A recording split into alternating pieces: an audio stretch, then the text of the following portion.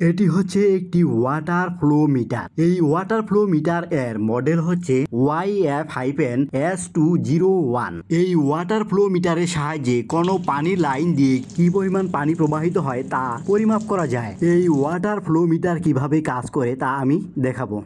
এই water flow মিটারের সাহায্যে কোনো লাইন দিয়ে প্রবাহিত পানির পরিমাণ পরিমাপ করতে একে অবশ্যই ডিরেকশন অনুসারে কানেকশন করতে হবে। এখানে দেখেন একটি তীর চিহ্ন রয়েছে এবং এই তীর চিহ্ন এর মাধ্যমে পানি প্রবাহের দিক নির্দেশ করা হয়েছে।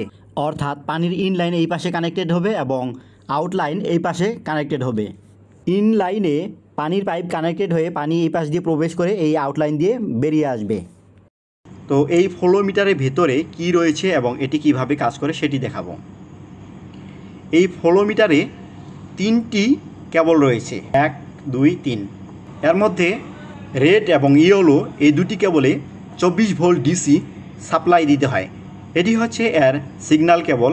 এখানে 24 ভোল্ট ডিসি সাপ্লাই দেওয়ার পরে এই ফ্লো মিটারের ভিতর দিয়ে যখন পানি প্রবাহিত হবে তখন একটি সিগন্যাল এই কেবলের মাধ্যমে কন্ট্রোলার তথা পিএলসিতে যাবে এবং সেই কন্ট্রোলার অথবা পিএলসির মাধ্যমে সিগন্যালকে কনভার্ট করে পানির পরিমাণ পরিমাপ করা হয়ে থাকে। তো চলুন দেখে নেই ফ্লো মিটারের ভিতরে কি রয়েছে এবং এই ফ্লো মিটারটি কীভাবে কাজ করে। এই জন্য একটি প্রিসিশন স্ক্রুড্রাইভার নিয়ে নিলাম। এটির সাহায্যে আমি এই ফ্লো মিটারটিকে খুলব। এই ফ্লো মিটারের ভিতরে কি রয়েছে এবং এই ফ্লো মিটারটি কীভাবে কাজ করে তা আপনাদেরকে দেখানোর চেষ্টা করব।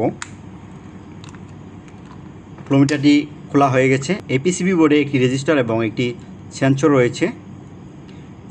এখানে 3টি কেবল কানেক্টেড রয়েছে। এর মধ্যে রেড এবং ইয়েলো কেবলে 24 ভোল্ট ডিসি সাপ্লাই দিতে হয়। এই সেন্সরটি সাধারণত এই গ্যাপের ভিতরে বসানো হয়ে থাকে। এর ভিতরে কি রয়েছে সেটা আমি দেখব। এখানে দেখেন একটি পাখা রয়েছে। যখন এই ফ্লো মিটারের ভিতর দিয়ে পানি প্রবাহিত হবে তখন এই ফ্যানটি ঘুরতে থাকবে। তখন ব্ল্যাক কালারের এই সেন্সরটি ফ্যানের এই ঘূর্ণনকে পরিমাপ করে ব্ল্যাক কালার এয়ার কেবলের মাধ্যমে একটি সিগন্যালকে পিএলসি অথবা কন্ট্রোলারে পাঠাবে এবং সেই কন্ট্রোলার অথবা পিএলসি এই ইলেকট্রিক্যাল সিগন্যালকে পরিমাপ করে এই ফ্লো মিটারের মধ্য দিয়ে কী পরিমাণ পানি প্রবাহিত হচ্ছে তা নির্ণয় করবে। মূলত এভাবেই একটি ওয়াটার ফ্লো মিটার কাজ করে থাকে। তো আমরা এটিকে পুনরায় অ্যাসেম্বল করব।